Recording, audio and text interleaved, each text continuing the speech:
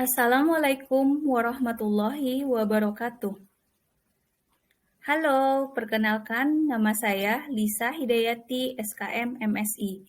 Saya merupakan dosen program studi Sarjana Terapan Promosi Kesehatan di Institut Kesehatan Prima Nusantara Bukit Tinggi.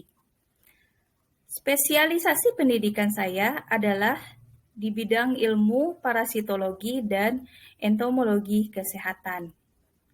Pada kesempatan kali ini, saya akan menjelaskan mengenai mata kuliah mikrobiologi dan metode DIA, yaitu Delivery, Interaction, and Assessment. Pada mata kuliah mikrobiologi terdistribusi pada semester ganjil dengan kode mata kuliah BD108, di mana mata kuliah ini diajarkan pada program studi D3 Kebidanan dengan bobot SKS sebesar 2 SKS, terdiri dari 1 teori dan 1 praktikum. Dosen pengampunya saya sendiri, Lisa Hidayati, SKM MSI. Mata kuliah mikrobiologi ini merupakan mata kuliah yang memberikan kesempatan bagi mahasiswa untuk mampu menjelaskan konsep dasar mikrobiologi terdiri dari virus, bakteri, parasit, jamur, terkait pencegahan infeksi dalam memberikan asuhan kebidanan.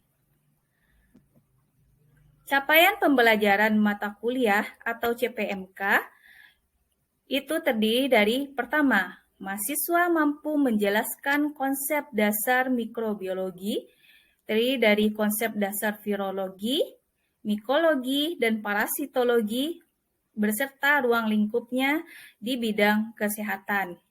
Yang kedua, mampu memahami tentang mikroorganisme dan parasit yang mempengaruhi kesehatan. Yang ketiga, mahasiswa mampu menjelaskan infeksi nosokomial pada fasilitas kesehatan. Yang keempat, mahasiswa mampu menjelaskan pencegahan dan pengendalian infeksi pada tubuh manusia. Untuk topik bahasan atau materi perkuliahan mata kuliah mikrobiologi itu terdiri dari 1. Mahasiswa mampu memahami konsep mikrobiologi yang berupa definisi, ruang lingkup, kemudian jenis-jenis mikroorganisme yang berperan dalam infeksi penyakit. Yang kedua, memahami tentang bakteri, jamur, mikroba, dan organisme lainnya yang berhubungan dengan struktur dan morfologi dari mikroorganisme itu sendiri. Yang ketiga, memahami parasitologi dan penyakit yang disebabkan oleh parasit, yang terdiri dari helmintologi, protozoologi, kemudian entomologi. Memahami dasar-dasar virologi dan penyakit akibat virus pada wanita. Memahami tentang konsep infeksi nosokomial yang terdapat pada fasilitas kesehatan. Selanjutnya, mahasiswa mampu memahami konsep dasar imunologi. Mahasiswa mampu memahami tentang pemeriksaan yang berhubungan dengan mikrobiologi, baik itu pewarnaan, kemudian pemeriksaan darah, urin, dan cairan lainnya. Memahami tentang pengendalian mikroba, kemudian ada imunisasi dan vaksinasi. Memahami konsep dasar sterilisasi alat di laboratorium, kemudian desinfeksi alat dan bahan mikrobiologi. Kemudian memahami cara atau langkah yang dapat dilakukan dalam pencegahan infeksi nosokomial di fasilitas kesehatan.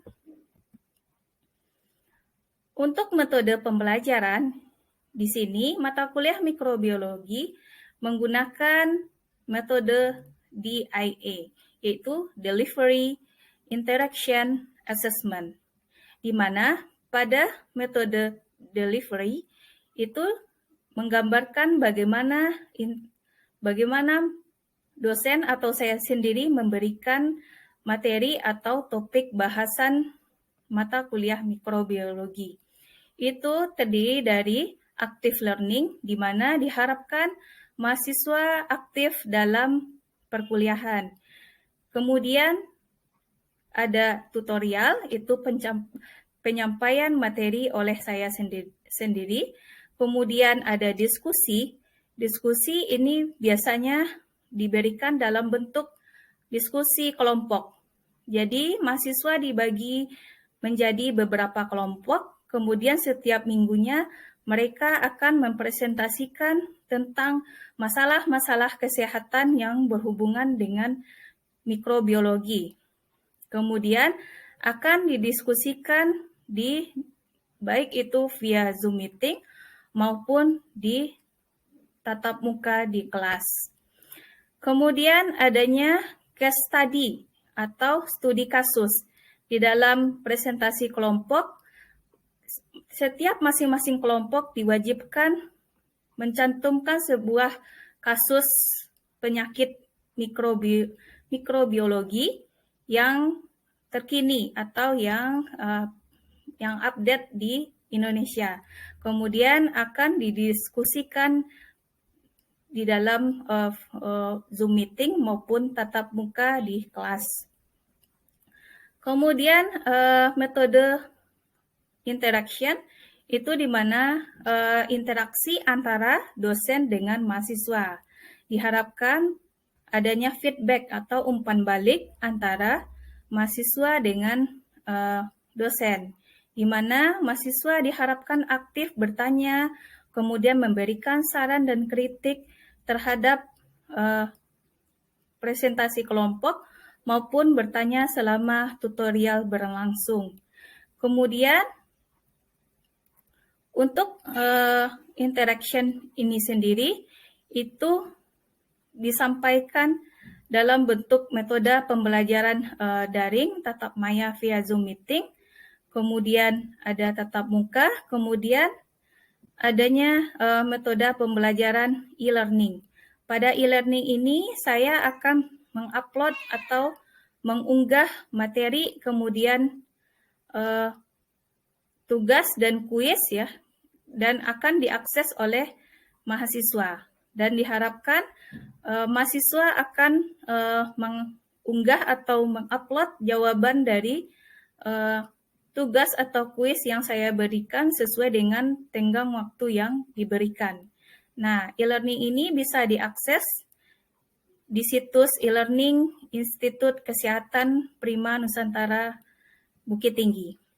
Nah, untuk sistem penilaian ya, untuk sistem penilaian mata kuliah mikrobiologi itu terdiri dari teori dan praktikum.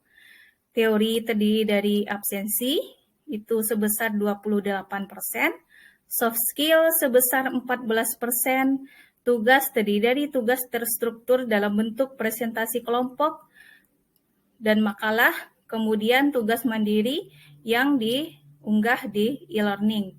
Kemudian untuk UTS dan UAS itu terdiri dari 10% untuk masing-masing ujian.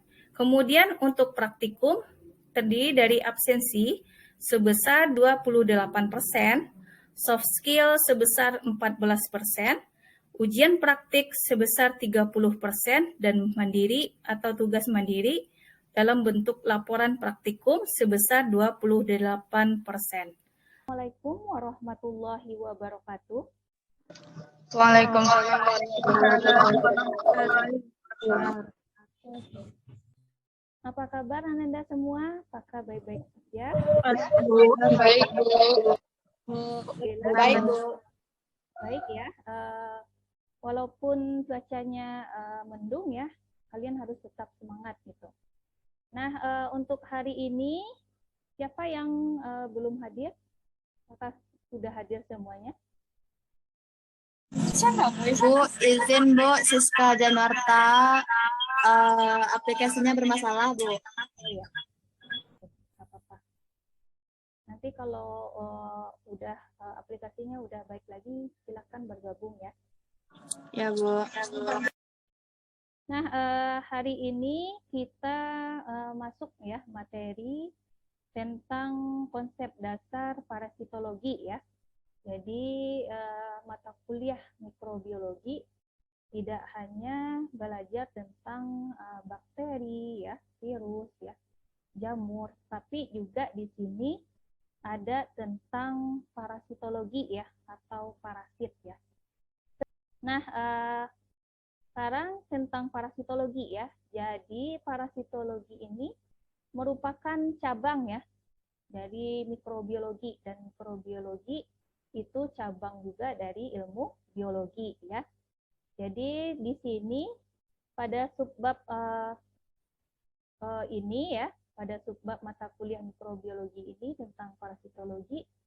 Nah, ada beberapa hal yang perlu kalian capai ya, atau capaian akhirnya adalah kalian memahami tentang pengertian parasitologi itu sendiri ya. Jadi apa sih parasitologi itu ya? Kemudian Anda semua memahami tentang ruang lingkup ya. Ruang lingkup itu adalah bagian-bagian dari parasitologi ya. Kemudian jenis-jenis parasit ya. Apa aja sih jenis parasit yang menginfeksi tubuh manusia ya, khususnya di bidang kebidanan atau kesehatan gitu. Kedua, yang ketiga adalah tentang memahami tentang penularan parasit ya. Jadi kalian harus paham bagaimana cara transmisi ya atau penularan parasit dari tubuh agen ya, agen atau sumber penyakit ke tubuh host atau inang atau tubuh manusia seperti itu. Kemudian ada juga kalian harus memahami tentang pintu masuk ya. Jadi jalur masuknya parasit ke dalam tubuh si manusia gitu ya. Bagaimana sih dia bisa dari alam bebas masuk ke dalam tubuh manusia seperti itu. Kemudian ada mahasiswa harus bisa ya menjelaskan dan memahami tentang penyakit yang diakibatkan oleh parasit ya. Jadi penyakit apa saja yang bisa menimbulkan suatu infeksi ya kepada tubuh manusia yang disebabkan oleh parasit tersebut. Nah, jadi ini adalah capaian atau topik-topik ya dari subbab mikrobiologi, yaitu konsep dasar parasitologi. Jadi ini yang akan kita bahas pada hari ini ya. Nah, ini masuk ke dalam definisi parasitologi ya. Jadi parasitologi itu adalah ilmu ya yang mempelajari tentang jasad hidup ya, baik itu dia hidup secara sementara atau menetap di dalam jasad hidup lainnya ya. Jadi dia menumpang hidup di tubuh si host ya atau inang namanya ya. Jadi tubuh manusia itu ibaratnya adalah inang ya itu. Nah, kemudian dan dia biasanya mengambil ya nutrisi atau sari-sari makanan secara keseluruhan ya di tubuh si host atau inang atau tubuh manusia. Jadi itulah ya. Jadi kalau parasit dia benar-benar merugikan ya. Tidak ada parasit yang bermanfaat bagi tubuh manusia ya. Jadi ada mikroorganisme yang misalnya memberikan keuntungan bagi tubuh kita. Misalnya di usus besar ada Escherichia coli ya. Nah, itu adalah bukan parasit ya. Jadi dia ada simbiosis mutualisme namanya ya. Dia memberikan keuntungan bagi si inangnya seperti itu. Kalau parasit dia benar-benar merugikan ya tubuh manusia seperti itu. Jadi, ruang lingkup dari parasitologi kedokteran ya meliputi helmintologi ya. Itu ilmu yang mempelajari tentang cacing ya atau helmin. Kemudian protozoologi ya, ilmu yang mempelajari tentang hewan bersel satu ya atau protozoa ya. Kemudian entomologi ya, ilmu yang mempelajari tentang serangga ya yang dapat menyebabkan infeksi pada tubuh manusia ya. Jadi entomologi. Jadi termasuk tadi vektor, kemudian serangga-serangga yang bisa mengeluarkan toksin atau racun gitu ya, atau serangga yang bisa mematikan si host atau inangnya ya melalui gigitannya. Nah ini juga termasuk ke dalam entomologi kedokteran. Nah ini penularan parasit ya, jadi penularan parasit atau perpindahan parasit ke tubuh si host ya, ada beberapa mekanisme ya atau cara. Yang pertama itu melalui vektor tadi ya. Jadi misalnya ya penderita DBD ya, kemudian di dalam tubuhnya ada virus parvovirus ya. Parvovirus dengue 1, 2, 3, dan 4 ya, misalnya salah satu dari keempat itu. Kemudian dihinggapi oleh nyamuk Aedes aegypti ya atau albopictus ya. Kemudian terbawalah si virusnya ke dalam tubuh nyamuk. Kemudian nyamuknya berpindah lagi menggigit orang yang sehat. Nah, ini yang termasuk penularan parasit tadi ya. Jadi orang yang sehat tadi menjadi sakit DBD. Nah, ini melalui vektor. Jadi penularan melalui vektor. Kemudian penularan melalui inang antara ya. Jadi misalnya toxoplasmosis tadi ya dari kucing ya pindah ke manusia. Jadi kucing itu merupakan inang antara ya. Atau misalnya sayuran ya, sayuran lalapan yang dimakan ya. Ini juga bisa mentransfer atau mentransmisikan ya si telur cacing atau larva cacing dari sayuran ke tubuh manusia atau hewan seperti itu. Jadi melalui inang antara. Kemudian melalui larva yang hidup bebas ya. Jadi misalnya di tanah tadi ya cacing kremi ya di tanah, kemudian tanahnya kontak dengan anak balita ya. Nah, si cacingnya misalnya anak balitanya kukunya panjang gitu ya. Kemudian di kukunya terdapat cacing kremi atau Oxyuris vermicularis ya. Kemudian dia makan ya, nggak cuci tangan. Nah, pindahlah si telur cacingnya ya dari kukunya yang ada telur cacing pindah ke tubuh si anak tersebut seperti itu. Nanti dia feses misalnya BAB sembarangan gitu ya, kontak lagi dengan tanah ya, kemudian si cacingnya hidup lagi di tanah. Nah, seperti itulah transmisi atau penularan parasitnya ya. Paham? Ananda sampai di sini ada yang mau ditanyakan sejauh ini? Paham, Bu. Paham, Bu. Paham, Bu. Paham, Bu.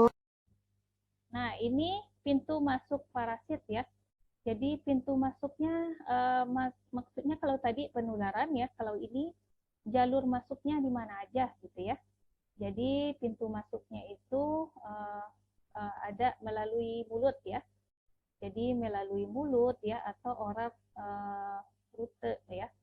Jadi melalui mulut, contohnya cacing kremi tadi, kemudian melalui kulit ya. Dia menembus telapak kaki ya.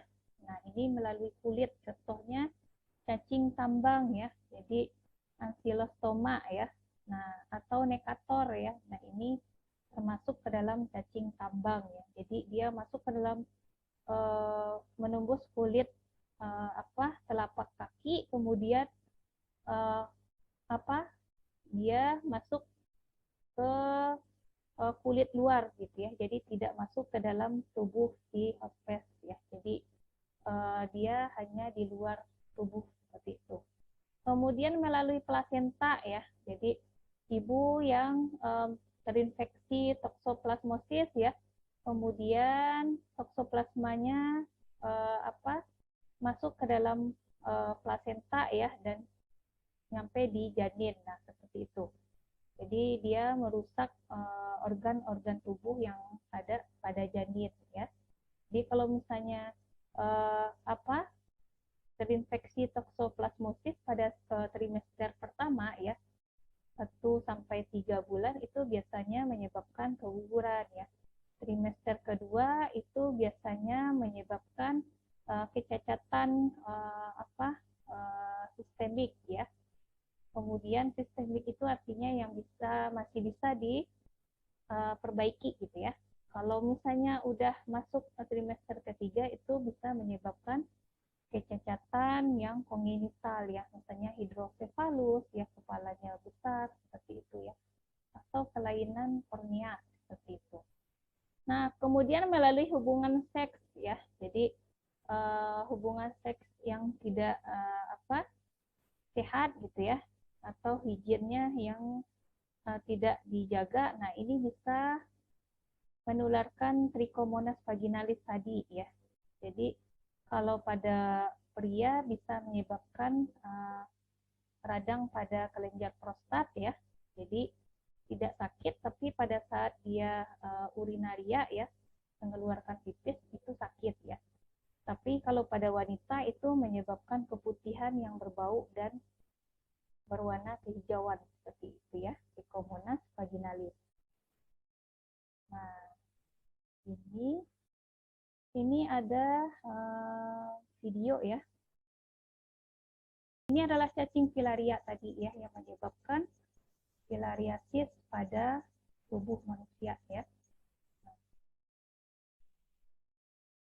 Ya, cacingnya sangat halus dan warnanya bening ya. Ini penyakit yang berhubungan dengan parasit di bidang kebidanan tadi ya. Nah, ini termasuk ke dalam Mastigopora ya. Jadi dia memiliki bulu cambuk ya. Jadi seperti layangan ya. Bukan layangan putus ya, tapi seperti layangan seperti ini. Jadi, nah ini alat geraknya ya. Nah, ini alat geraknya seperti ini. Nah, kemudian Toxoplasma gondii tadi ya. Jadi ini adalah siklus penularannya ya. Jadi siklus penularannya dari kucing ya. Kucing mengandung ookista ya. Ookistanya ada pada feses ya. Nah, seperti ini. Kemudian fesesnya kontak dengan manusia atau hewan lainnya ya. Nah, seperti itu. Nah, jadi seperti ini penularannya ya. Kemudian pada ibu hamil, dia menginfeksi fetus ya atau janin. Nah, seperti ini. Ada yang mau ditanyakan sejauh ini? Ada, Bu. Ya, silakan Enda. Ibu maaf tadi kurang mengerti. Bagaimana caranya agar penularan parasit melalui inang antara tidak terjadi, Bu? Nah, bagaimana agar penularan parasit melalui inang antara ya tidak terjadi gitu ya. Jadi ada beberapa hal yang perlu diperhatikan ya. Jadi pertama adalah bagaimana kita menjaga higien diri kita gitu ya, atau proteksi dalam memberikan perawatan terhadap inang antara tersebut ya. Jadi misalnya menggunakan glove ya, sarung tangan ya untuk misalnya memandikan hewan peliharaannya ya, atau membuang kotorannya gitu ya. Kemudian atau tidak menggunakan sarung tangan tapi cuci tangan ya setelah kontak dengan hewan apa saja gitu ya. Kemudian jangan terlalu dekat dengan hewan yang tidak bertuan seperti anjing di jalanan seperti itu ya, yang terlantar gitu ya, atau kucing ya. Jangan asal pungut gitu ya. Jangan-jangan dia terinfeksi oleh parasit seperti itu. Kemudian misalnya perhatikan kesehatan ya atau kebersihan dari hewan peliharaan kita gitu ya. Kemudian jangan terlalu, ada juga yang penyayang binatang gitu ya, semuanya diambil boleh ya seperti itu, asalkan alat pelindung dirinya APD-nya itu dijaga gitu ya, atau digunakan ya, misalnya sarung tangan tadi ya, atau menggunakan alas kaki kalau keluar ya, jangan sembarangan ya keluar rumah seperti itu, bisa jadi dia tertular parasit aksidental seperti itu. Ada lagi yang mau ditanyakan? Ada, Bu. Ya, silakan Meli ya. Izin bertanya, Bu. Ya. Parasit jika masuk ke tubuh kita akan menyebabkan suatu penyakit. Dan parasit tadi berbentuk kecil dan tidak dapat dilihat oleh mata telanjang. Dan bagaimana cara kita mengatasi agar parasit itu tidak masuk ke tubuh kita, Bu? Oh iya. Jadi Terima kasih. ya sama. Jadi parasit karena ukuran tubuhnya mikron ya, tidak bisa kita lihat dengan mata telanjang. Jadi yang hanya kita lakukan adalah prevensi ya, atau hindari ya tubuh kita terlalu banyak terpapar dengan inang yang lain gitu ya, atau inang antara ya, atau inang fakultatif ya. Jadi kalau misalnya makanan dijaga gitu ya, yang suka lalapan misalnya ya, nah ini harus benar-benar dijaga kebersihannya, cuci dulu gitu ya lalapannya ya. Atau misalnya kita yang suka makan pecel ayam ya, nah ini biasanya kan diberi lalapan, nah kalau bisa jangan dimakan seperti itu ya. Atau misalnya biasanya parasit ini lebih dominan kepada makanan yang kita makan gitu ya, misalnya yang suka makan steak ya, jadi sticknya misalnya raw cook ya, atau misalnya yang separuh matang ya, atau yang tidak yang matangnya tidak terlalu sempurna. Nah, ini harus diperhatikan ya. Jadi pada daging juga bisa jadi ya ada di situ nama cacingnya Cysticercus ya, atau cacing gelondong. Nah, ini harus diperhatikan juga ya. Nah, kita bisa bertanya-tanya ya, ada tempat makan begitu ya, misalnya ada tempat makan steak tapi harganya murah gitu ya. Nah, ini harus kita khawatirkan lagi ini ya. Nah, ini daging yang digunakan daging yang apa gitu ya. Jangan-jangan dagingnya daging babi hutan seperti itu. Nah, kita takut babi hutan itu bisa menularkan penyakit Trichinella gitu ya. Jadi harus diperhatikan asupan makanan kita gitu ya. Kemudian jangan lupa ya tadi ya menggunakan sarung tangan ya. Kalau misalnya suka berkebun ya, gunakan juga sarung tangan karena di tanah itu juga ditemukan berbagai macam parasit ya. Ada di situ Ascaris ya, Strongyloides ya, atau Oxyuris ya. Jadi banyak ya. Jadi kita membentengi diri kita dengan prevensi ya, higien tubuh ya. Jadi kebersihan diri sendiri seperti itu. Paham, Meli? Paham, Bu. Apa yang bisa kalian tangkap dari materi tentang konsep dasar parasitologi ini? Izin memberikan kesimpulannya, Bu. Ya, silahkan Tika. Kesimpulannya, parasitologi berasal dari kata parasitos yang berarti jasad yang mengambil makanan dan logos yang berarti ilmu. Berdasarkan istilah, parasitologi adalah ilmu yang mempelajari organisme yang hidup untuk sementara ataupun tetap di dalam atau pada permukaan organisme lain yang mengambil makanan sebagian dan seluruhnya dari organisme tersebut. Ya. Sedangkan protozoologi adalah ilmu yang berisi kajian tentang hewan bersel satu yang hidup sebagai parasit pada manusia. Sedangkan protozoa adalah hewan bersel satu yang dapat hidup secara mandiri atau berkelompok. Bagus ya. Salah, maaf Bu. Jadi kesimpulannya lengkap ya, bagus ya. Ada lagi yang mau ditambahkan? Temannya yang lain? Ya, kalau cukup nanti tugas bisa kalian akses ya di e-learning ya. Jadi kita punya akses tugas ya di e-learning, bisa kalian ambil di sana.